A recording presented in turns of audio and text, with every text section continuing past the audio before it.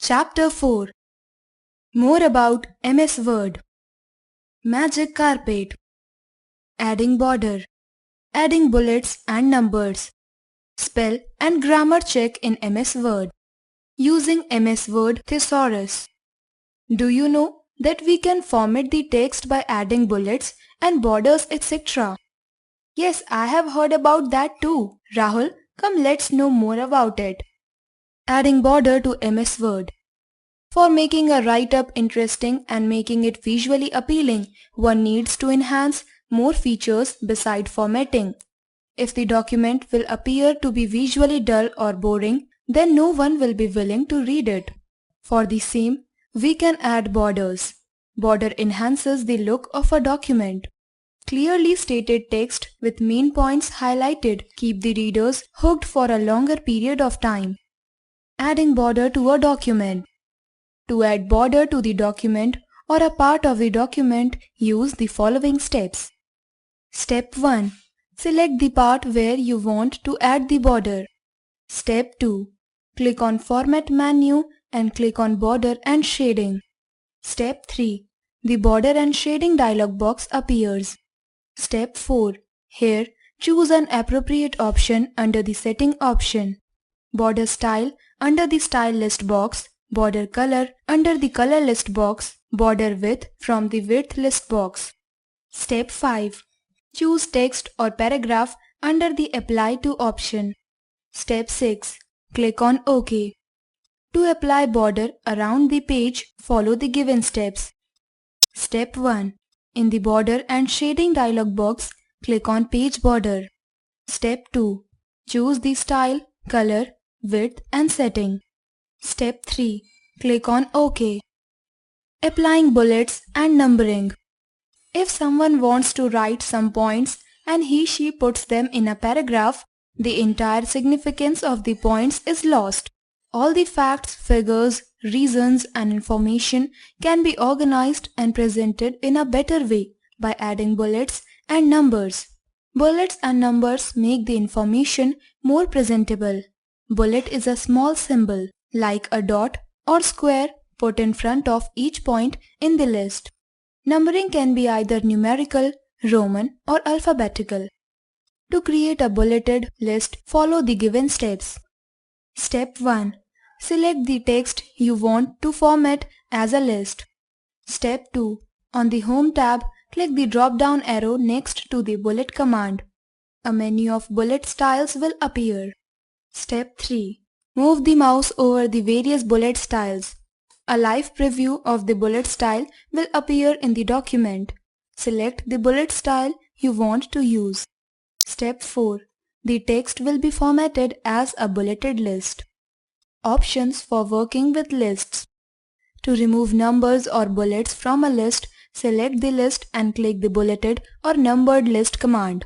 When you are editing a list, you can press Enter to start a new line. The new line will automatically have a bullet or number. When you have reached the end of your list, press Enter twice to return to normal formatting. By dragging the indent marker on the ruler, you can customize the indenting of your list and the distance between the text and the bullet or number. To create a numbered list, follow the given steps. When you need to organize text into numbered list, Word offers several numbering options. You can format your list with numbers, letters or Roman numerals. Step 1. Select the text you want to format as a list. Step 2. On the Home tab, click the drop-down arrow next to the numbering command. A menu of numbering styles will appear. Step 3. Move the mouse over the various numbering styles.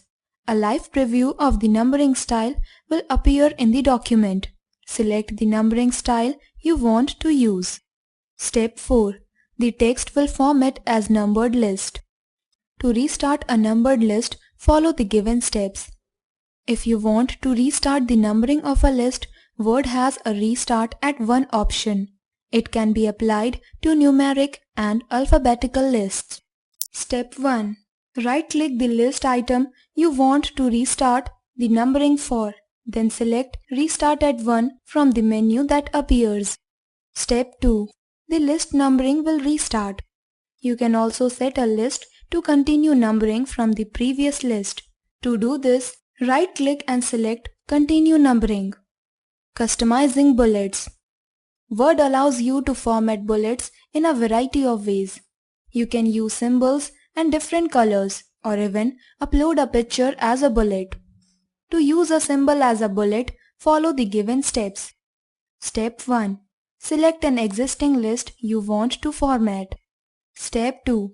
On the Home tab, click the drop-down arrow next to the Bullets command. Select Define New Bullet from the drop-down menu. Step 3. The Define New Bullet dialog box will appear. Click the symbol button. Step 4. The symbol dialog box will appear. Step 5. Click the Font drop-down box and select a font. The Windings and symbol fonts are good choices because they have many useful symbols. Step 6. Select the desired symbol, then click OK. Step 7. The symbol will appear in the preview section of the Define New Bullet dialog box. Click OK. Step 8.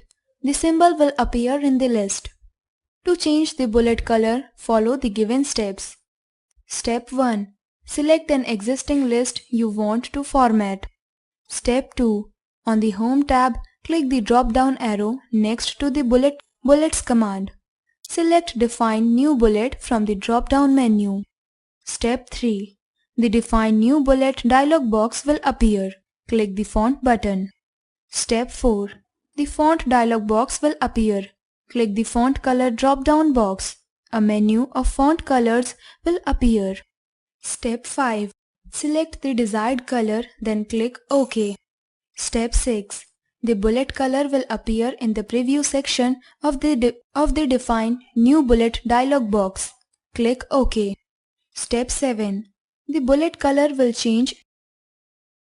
Multi-level lists. Multi-level lists allow you to create an outline with multiple levels. Any bulleted or numbered list can be turned into a multi-level list by using the Tab key. To create a multi-level list, follow the given steps. Step 1. Place the insertion point at the beginning of the line you want to move. Step 2. Press the Tab key to increase the indent level of the line. The line will move to the right. Increase or decrease an indent level. You can make adjustment to the organization of a multi-level list by increasing or decreasing the indent levels. There are several ways to change the indent level. To increase the indent level by more than one level, place the insertion point at the beginning of the line, then press the Tab key until the desired level is reached.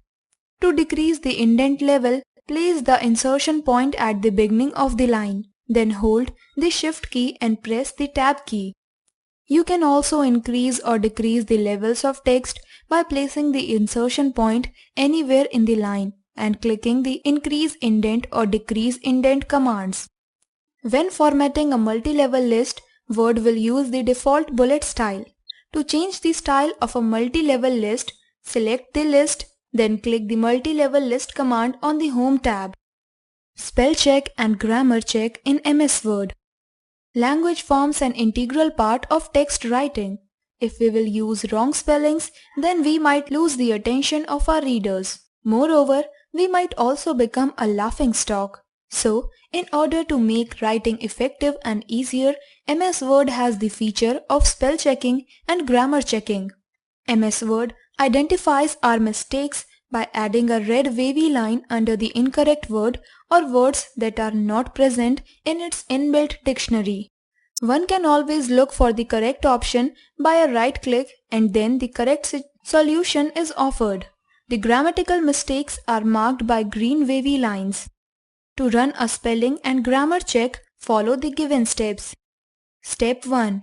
From the Review tab, click the Spelling and Grammar command. Step 2. The Spelling and Grammar pane will appear on the right. For each error in your document, Word will try to offer one or more suggestions. You can select a suggestion and click Change to correct the error. Fact Genie. Shortcut to open spelling and grammar check is F7. Step 3. Word will move through each error until you have reviewed all of them. After the last error has been reviewed, a dialog box will appear confirming that the spelling and grammar check is complete. Click on OK. If no suggestions are given, you can manually type the correct spelling in your document. Ignoring errors. The spelling and grammar check is not always correct. Particularly with grammar, there are many errors Word will not notice. There are also times when the spelling and grammar check will say something is an error when it's actually not. This often happens with names and other proper nouns, which may not be in the inbuilt dictionary. If Word says something is an error, you can choose not to change it, depending on whether it's a spelling or grammatical error. You can choose from several options. For spelling errors, ignore. This will skip the word without changing it. Ignore all. This will skip the word without changing it, and it will also skip all other instances of the word in the document. Add. This adds the word to the dictionary, so it will never come up as an error. Make sure the word is spelled correctly before choosing this option. For grammar errors, ignore. This will skip the word or phrase without changing it. For some grammatical errors, Word will provide an explanation for why it thinks something is incorrect. This can help you determine whether you want to change or ignore it. Automatic spelling and grammar checking. By default, Word automatically checks your document for spelling and grammar errors, so you may not even need to run a separate check. These errors are indicated by colored wavy lines. The red line indicates a misspelled word. The blue line indicates a grammatical error including misused words. A misused word, also known as a contextual spelling error, occurs when a word is spelled correctly but used incorrectly. For example, if you used the phrase Dear Mr. Theodore at the beginning of a letter, dear would be a contextual spelling error. Dear is spelled correctly, but it is used incorrectly in the letter. The correct word is dear. To correct spelling errors, follow the given steps. Step 1. Right-click the underlined word, then select the correct spelling from the list of suggestions. Step 2. The corrected word will appear in the document.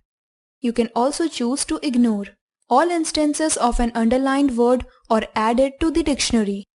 To correct grammar errors, follow the given steps. Step 1. Right-click the underlined word or phrase, then select the correct spelling or phrase from the list of suggestions.